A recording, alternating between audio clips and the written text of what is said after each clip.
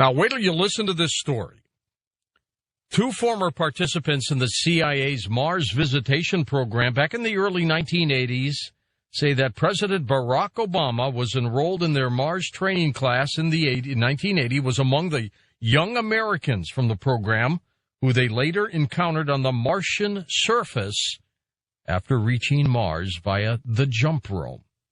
Andrew Basiago, he's been on the program before, lawyer in the state of Washington who served in DARPA's time travel program, Project Pegasus, in the 70s when he was a youngster, and William Stillings, a 44-year-old now, who was tapped by the Mars program for his technical expertise, have confirmed, they say, that the president was enrolled in their Mars training class when he was a teenager, and that each later encounter of the president during those visits to U.S. facilities on Mars took place from 81 to 83.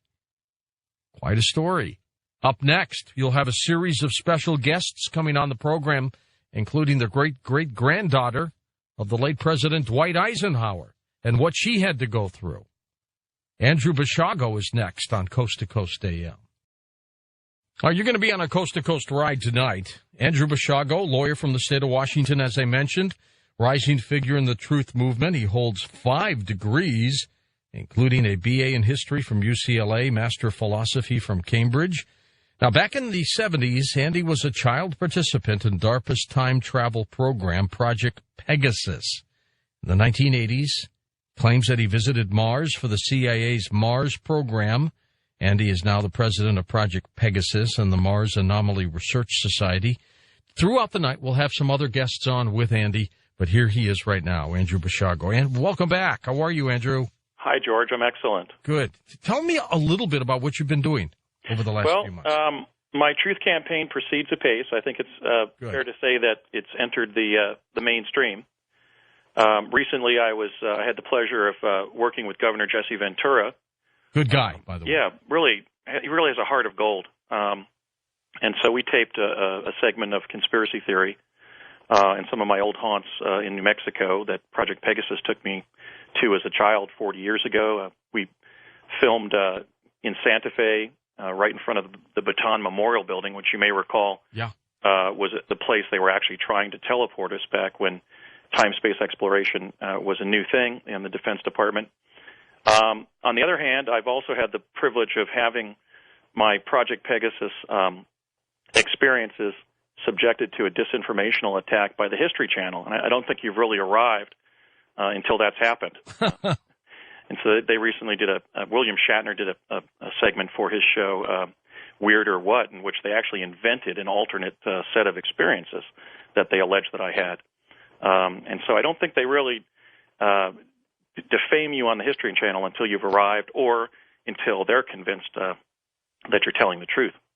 Well, you know, what I do, Andy, in this case, and you know you've been on the program before with me, I want our listeners to make up their own mind. I mean, because, you know, they're going to hear your story, and they're going to hear one tonight from you and Bill Stillings.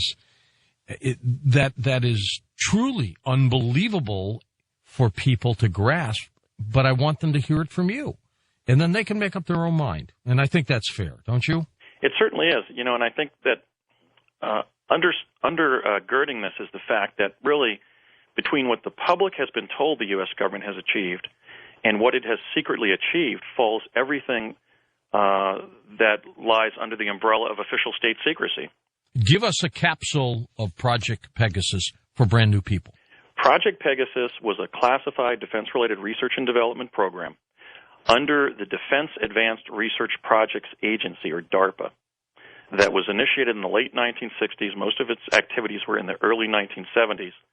And it was essentially the U.S. time-space exploration program at the time of its emergence. It was working with adults and children, but also sort of training the next cadre of chrononauts for the U.S. government, really in two technical areas, in the area of Tesla teleportation and in the area of chronovision, which is the use of electro-optical devices to create holograms of past and future events. So I was one of the 140 American school children who was brought into Project Pegasus in 1969. Why kids? Why not adults? Well, they were using adults for many of the activities in the program, and there were four major reasons why they were using kids. First, they were testing the mental and physical effects of Tesla teleportation on children. If, for example, let's say they had at some point to move the children of our executive branch officials via teleportation. They wanted baseline data on the impact of teleportation on the mental and physical functioning of school-age children. They also needed us because they needed small cooperative human beings because the holograms that the chronovisors were generating would collapse when larger human beings, namely adults, were used inside the hologram, which kind of created a window to a past or future event. So that was a critical form of intelligence gathering, and so they were giving us specialized training because when we were in the hologram would not collapse, and then we could use that as a form of intelligence gathering regarding past or future events. We were clearly also trainees in the sense that we were told that some of us would go on to be part of a fully fledged time-space program by the time that we had been put through the Naval Academy and were ready to graduate. They expected that Project Pegasus would have emerged by then into a fully fledged time-space program that would be undertaken secretly to rival the overt space program under NASA. Did they need you to come back and give them feedback? I mean, could they have sent, primates instead of little kids? Oh, we were very much information gatherers. In fact, we were given specialized training on tachistoscopes, which were speed learning machines that had been developed by the Office of Naval Research. Essentially, we were schooled in everything that had happened in science and society from the time of the High Renaissance, which was, let's say, around the year 1450. And so we were schooled in a curriculum called Galileo, so that when we were, for example, traveling in the past, we would be able to identify things and kind of link up facts, and we were always debriefed after a certain experience in time travel concluded, whether it was teleportation or chronovision or one of the several other technologies that were had already been developed by 1970. Andrew, tell us what the CIA's Mars visitation program is. Well, in 1972, around the time that I left Pegasus, there was another time travel technology that had emerged. In the labs in New Mexico that I was taken to, there were small devices about the size, let's say, of microwave ovens, in which documents from the East Coast were being sent. Now, sometime between 1972 and the late 70s, that technology had been modeled into jump rooms. A jump room is essentially an elevator-like device that you stand in, and while you're standing in this sort of freight elevator-like rectilinear box, it morphs into a cylinder and arrives somewhere else. Now, how this is accomplished, I have no idea.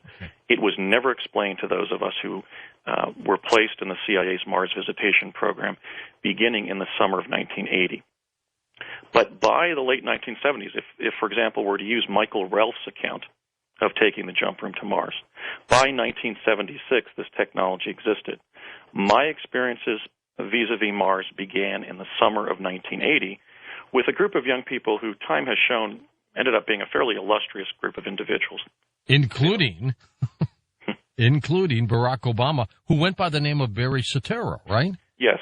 William Stillings, who was one of my classmates, is going to be on later, and I are 100% certain that when we asked this particular individual his name and when we were socializing with him after the group of 10 young people in the program, actually we should say that we were getting our schooling under Major Ed Dames, a Coast regular. Our Ed Dames?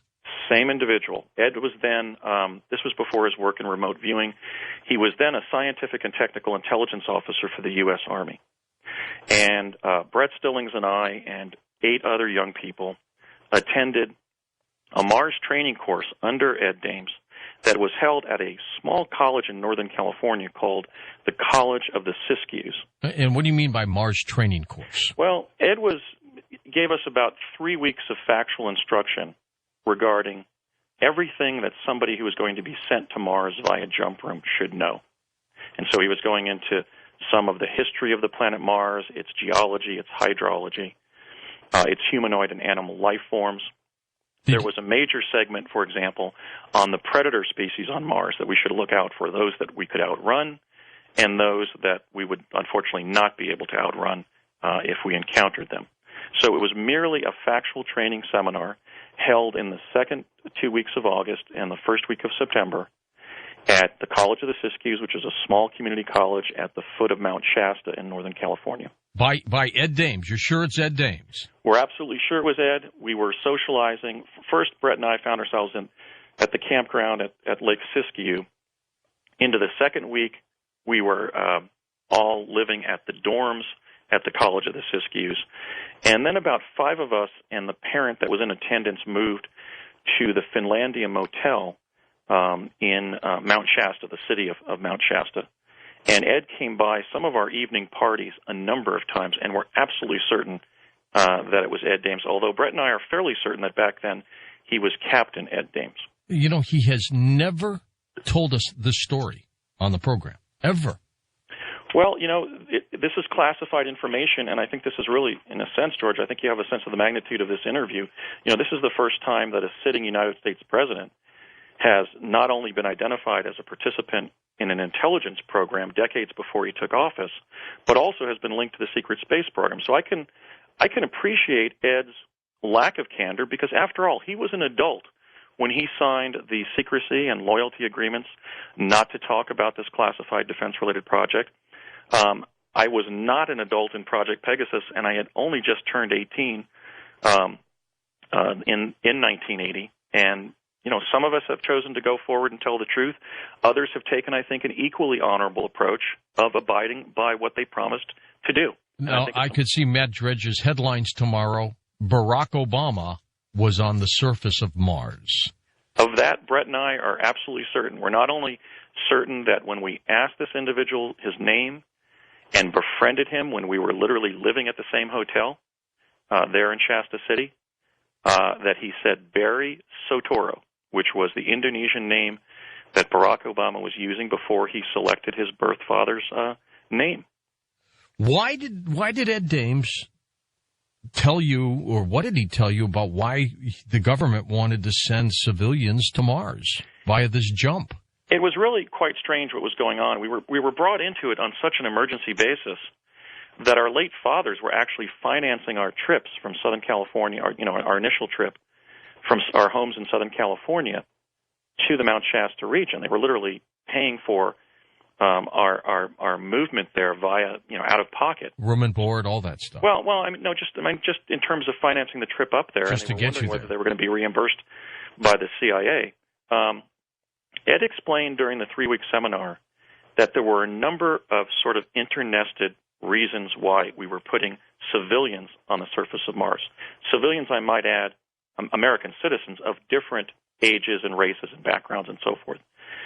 Generally speaking, he stated that the United States government had decided to establish a defense regime on Mars protecting the Earth from threats from outer space. Now, I don't mean necessarily extraterrestrial beings. I mean all manner of threats to Earth, including, for example, the prospect that Earth might be hit by an asteroid. Okay.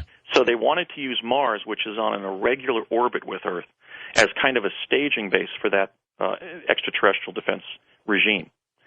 In furtherance of establishing that, they also wanted to put as many civilians as possible, not soldiers, not diplomats, not astronauts per se, but civilians on the surface of Mars, so that a basis would be created in public international law for the United States government to later assert a claim of territorial sovereignty over Mars. And they were colonizing Mars. Yes, 30 years ago.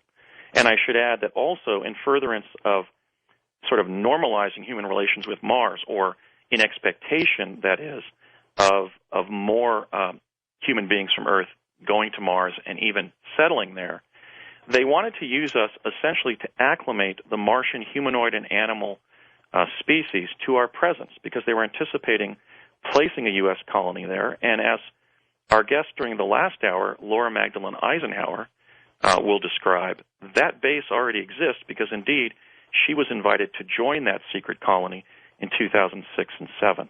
But did not go. But chose not to go.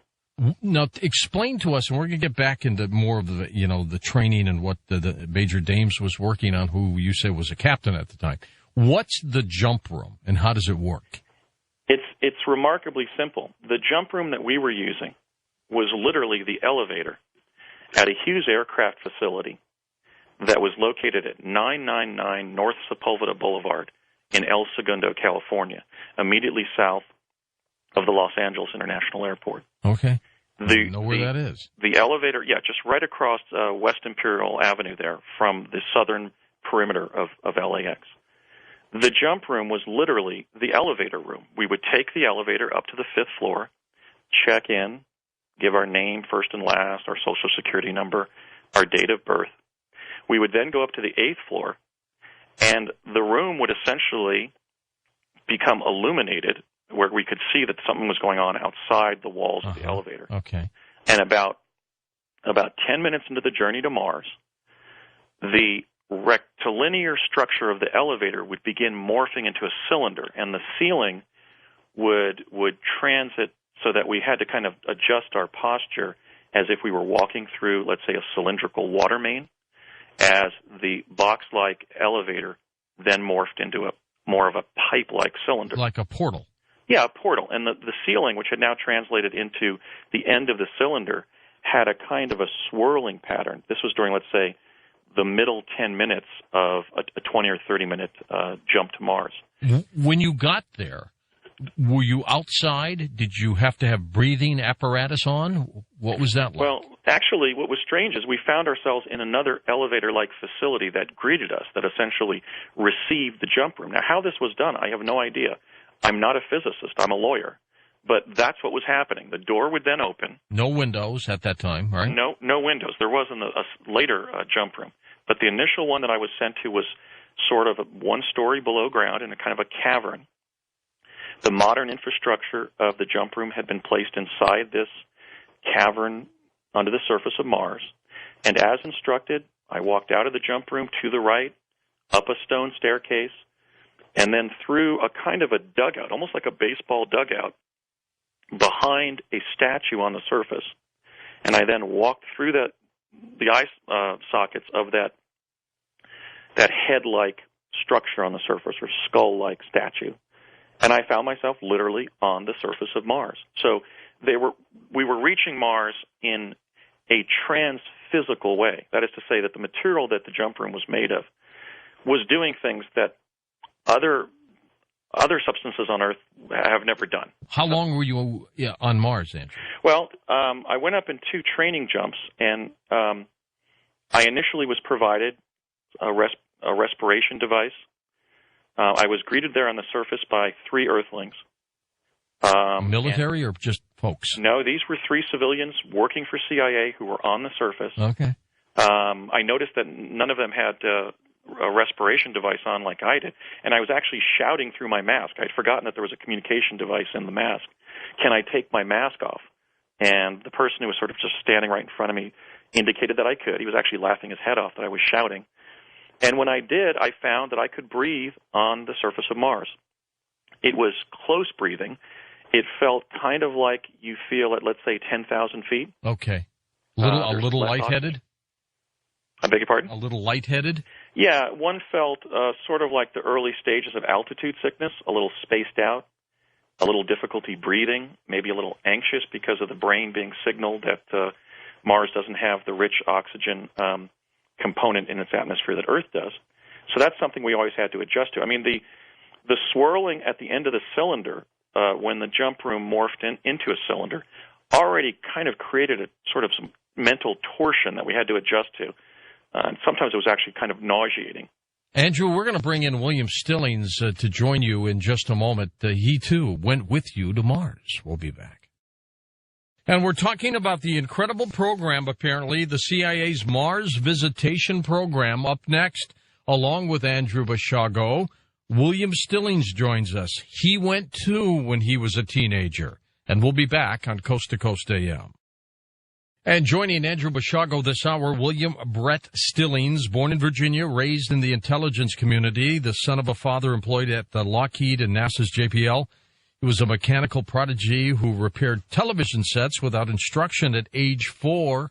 I don't even think that's a field anymore. Nobody repairs TVs. He has served in the United States Navy like I have and worked in the biotech field. In 1980, Brett was enrolled in the Mars training class that included Andrew. What they say is Barack Obama. Someone by the name of Regina Duncan will get the reason on her and sent to Mars from 81 to 83. Here's William Stillings on Coast to Coast. Hello, Brett. How are you? Doing great, George. Thank you. Good. And Andrew, you jump in anytime you want. You're on the line here with us, okay? Certainly. All right, Brett, tell me a little bit about your involvement in this program, the Mars Visitation Program. Well, I was enrolled at a very early age and through my father, who was a lieutenant. He became a lieutenant, or was a lieutenant in the Office of Naval Intelligence. Okay. And was part of the, or went on to JPL, NASA, and Lockheed, Skunk Works. And there was I really only got about a 1 month warning that I was going to be doing a lot of the things that I was interested in. Did they take you? I mean, did you have a choice here? Oh yeah. Okay. Yeah. There was very much a choice. I was asked, "Do you want to?" And yes, very much so. And it was such a short time that I found myself getting in the camper and going on on a camping trip again and preparing for this. Now, at what point did you meet Andrew here? Well, actually, right, very much at that time. When I got in the camper in the early in 1980, in the summer of 1980, we loaded up the camper and I got in, and one of the very first things my father said was, "You're going to be meeting somebody who's time traveled, courtesy of the U.S. government, and you're going to be if you do your studies and do everything right like you're supposed to, you might get to do those things." And we headed off and headed up on a nice 9-10 hour trip and wound up in Shasta. And did you ever think you two would end up on Mars? No, that was the farthest thing from my mind. I mean, at this point, William, do you believe you were on Mars? I mean, are you convinced of that, or how do you know you weren't hypnotized and they just programmed you? Oh, I've been over this for the last in a life regression kind of way for the last 7 months, and I mean from everything that I put behind me and what I grew up on, that it was a big success in my life as a kid, and that I got to do those things that a lot of people at the time, that I guessed didn't get to do. Was without a doubt when I teleported. Is one of the concrete affirmations was, where did the city go? Where did the buildings go, and freeway and everything? The building that I was in. What did the planet look like? What did Mars look like? It had a really light blue sky. It was it was deserty, and there was one of the things of being an amateur geologist was that there was a lot of clay around, and it had a very reddish ground. Distant was slightly lighter. Just very deserty. It had a chemical feel to it. Did you see any critters, animals, anything like that running around? I didn't. I saw on this particular one, I saw bushes, slight, very small bushes, very small weeds and stuff. Did you see any running water? I did not. You did not. Not on this trip. And tell me, Brett, about Ed Dames' involvement with this. This fascinates me because, you know, he's been a guest on this program for years, and he has never brought this up, ever. So, no. He was our instructor at College of the Siskiyous. Was he a good teacher? He actually very much was. Very attentive. He handled everybody very individually and very systematically. Okay, and you two are sure it was Ed Dames? Yes, absolutely, without a doubt. We were. I mean, do you keep in touch with him now? No. You don't, Andy? Yeah, I've Ed is one of my Facebook friends, and I've sent him a number of letters urging him to come forward and embrace the purposes of the Truth Movement and reveal his involvement, really not just in the CIA's Mars program of the early 80s, but he was also an individual that I worked with on a very limited basis in the Montauk chair apparatus when I was a child participant in DARPA's Project Pegasus in the early 70s. So Ed and I actually have a lot in common. I mean, we were involved in the early days of time-space exploration by the U.S. government, but then when the U.S. government selected a direction for that time travel to go, and the destination was Mars, Ed entered that program as well as one of the instructors for the CIA Army people that were training individuals like Brett and I to take the jump room to Mars and survive on a surface where there were, you know, a variety of different predator species, some of which we could outrun and some of which we would not be able to outrun. So he was a brilliant instructor. I mean, he would give us 3 or 4 sentences of factual information, very hard-boiled information about Mars, and then maybe put in a joke to kind of relax us about the startling information that he just shared with us. He was coming by our evening parties, first at the dorms there at College of the Siskiyous, and then when we moved over to the Finlandia Motel. So we're certain it was Major Ed Dames. All right. This episode, going to Mars, why did it stop? Has it stopped?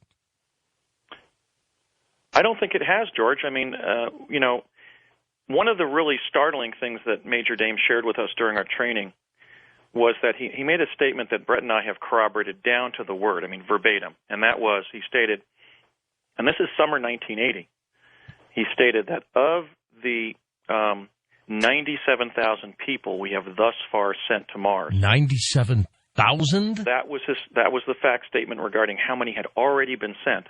He said, of those 97,000, only 7,000 have survived on the surface after 5 years. I think he was addressing both the settlers that they were putting in place, but also those who were being sent, and hopefully with the intent of quickly returning to Earth, as Brett and I were. How'd the other 90,000 die?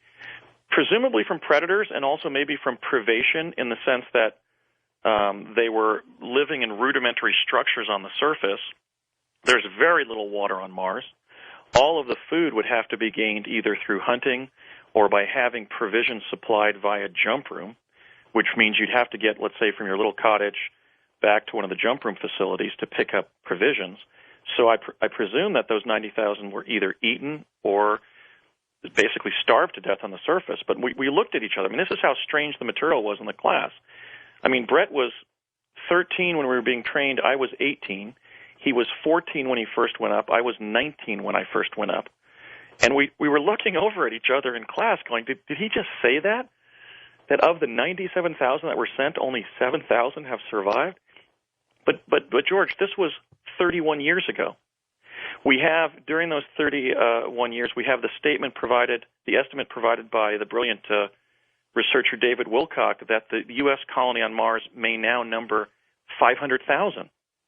I mean, we have the picture that of one of the large bases that Bob Dean revealed publicly for the first time at the European Exopolitics Summit in Barcelona, Spain, in 2009. We have the great-granddaughter of a president revealing that she was invited to join the secret U.S. colony on Mars. So I believe in those 31 years, or now 28 to 31 years since Brett and I were going up there regularly between 1981 and 83, that there are bases on Mars that may house literally hundreds of thousands of Americans. Where would these bases be on the planet? Well, they would be in the middle ranges of the northern and southern hemispheres. because of the more temperate conditions at those latitudes. I don't know specifically where they are, and for that matter, we never learned where the jump room facilities were that we were being sent to. Okay, and Brett, when you were there, you also encountered Barack Obama. Yeah, that was when I teleported. I went outside, and there was somebody on my right, right near the wall, which turned out to be Andy, or at least was Andy when I turned around after I got into the edge. But there was a ravine over to the right about 150 feet, and I went immediately over there to look around, and I was standing right on the left of Barack Obama. Was he a nice guy? Did he befriend you at all? He didn't say anything at all.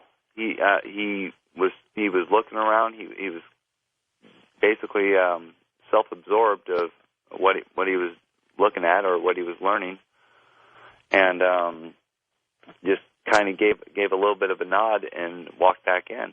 That whole event lasted about 30 to 40 seconds. And in Alfred Weber's article on both of you, he writes that Barack Obama, whose name at that time was Barry Soetoro, he was identified along with Andy as future presidents. Yes. Yeah, maybe I could pick up that anecdote, Brett. All right. What happened was Barry Soetoro was sitting in front of Brett. This occurred in the class in Major Dame's classroom. Barry was sitting in front of Brett. Behind Brett was seated his father, Thomas Stillings, of Lockheed during those years. I was sitting next to Brett, and behind me was my father, Raymond F. Bashaga, who was an electrical engineer for the Ralph M. Parsons Company. All right, and this is that little college near Mount Shasta. Right. Okay. And, my dad was essentially the chief technical liaison between Parsons and the CIA on teleportation, so he was auditing the class in the same way that Brett's father was and that Barry Soetoro's mother, Stanley Ann Dunham, was, in the sense that their children were enrolled, but they also had long-standing ties to the CIA as a result of their work. And Barry Soetoro stood up to talk to Ed Dames, and Tom Stillings leaned into the aisle between our two sets of chairs and said, "Brett, how does it feel being in a Mars training class like this with a future president of the United States?" referring to Barry. And before Brett could answer, my father thrust two fingers into the aisle and, looking at me, stated, "Two future presidents." Do you have any political aspirations? George, actually, I've decided to run for president in 2016. I'm going to give my Mars. Are you really? Yes, I'm going to be announcing. Now, if you win, you should, based on this futuristic glimpse into Mars, right? Well, my father wasn't the only individual with ties to the CIA to talk about a Bashago administration. Courtney M. Hunt, who was the career CIA officer who gave me additional training for Mars. I mean, he showed me how to use the respiration device. He gave me a suicide pill in the event that I was cornered by one of the predators. He took me to Lockheed, and I took part in a visual simulation of looking out for predators on the surface.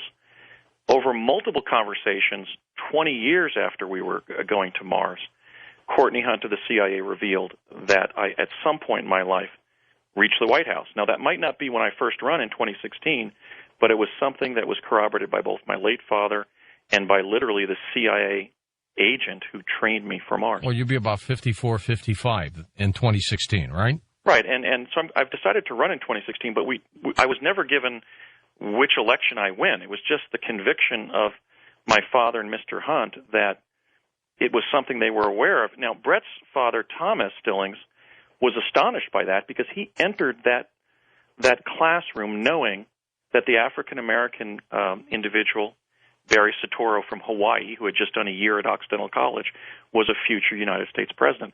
So that really goes to the high strangeness of what we experienced. And it also begs the question, why did the CIA decide to put at least one, possibly two, future American presidents on Mars? At risk. Correct. I mean, there's many explanations. One is that they were attempting to prepare us for the awesome responsibilities of being president of the United States and leader of the free world by subjecting us to the experience of going to another planet when we were still in our late teens, early 20s.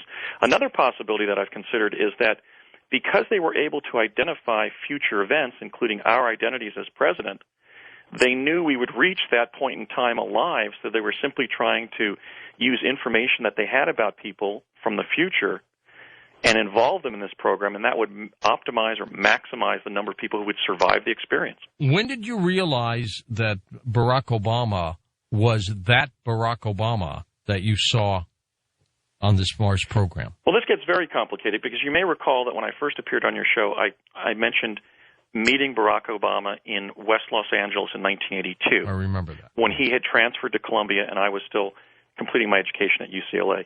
I used that anecdote to describe the fact that he and his friend knew that he was going to be president. Not that he aspired to be president, like you aspire to pitch for the New York Yankees, but they knew to a dispositive certainty that he was destined to be president. But at that time, a heroic individual named William Brett Stillings had not entered my life. Brett contacted me for the first time 6 months after I first appeared on Coast, and we didn't really compare notes about our Mars experiences until June of this year. So actually, when I was on Coast narrating that that meeting with Obama that I could remember occurred in West Los Angeles, I was still blocked about my Mars training and visitation experiences. But now we know that one of the individuals in that class was, in fact, Barry Soetoro, who we now know as the 44th President of the United States, Barack Obama. But I should add, George, that there were two other individuals of note that are among the 5 of the 10 young people that we can identify. The sole female in class was a brilliant young freshman at Caltech. Actually, she was enrolled in a PhD program in mechanical engineering at that time after entering Caltech at age 16, and that was Regina Elvira Dugan. Okay, that's where she comes in, right? Right, who President Obama named the 19th director and the first female director of DARPA 6 months after he was elected. So Regina became the director of DARPA, the very agency that gave the United States its time travel capability, on July 20th of 2009. Just recently, Brett and I have identified a 5th individual among that class of 10 teenagers. When we began our training, for the first week, the class was attended by a future United States astronaut, and that was somebody literally 5 days younger than me. And we're happy tonight in a Coast exclusive to reveal that person's identity. Who is that? The young future astronaut who was sitting to the far left in the back, in other words, to my left in the back of the classroom, was William Cameron McCool, who was later joined the conventional space program and sadly perished as the pilot of the Columbia. Yeah. And so Willie McCool was right in that core cohort with Barry Obama and I, born in August and September of '61. That was sort of the median age of the 10 teenagers. Brett was really the outlier in the sense that he was 5 years. I mean, Brett was in junior high school when he was placed on the surface of Mars by the United States government. And if it was not for Brett, we would not be talking about these astonishing facts tonight. It's unbelievable. All right, Brett, I wanted to thank you for popping on here to talk with us about your trip and this incredible story, Andrew. This truly is incredible. And as we approach the top of the hour, we're going to bring in Laura Eisenhower. She was related to the late President Dwight David Eisenhower. She's the great-granddaughter, and we'll let her tell you her story when we come right back on Coast to Coast AM. So get ready for more. Here we go.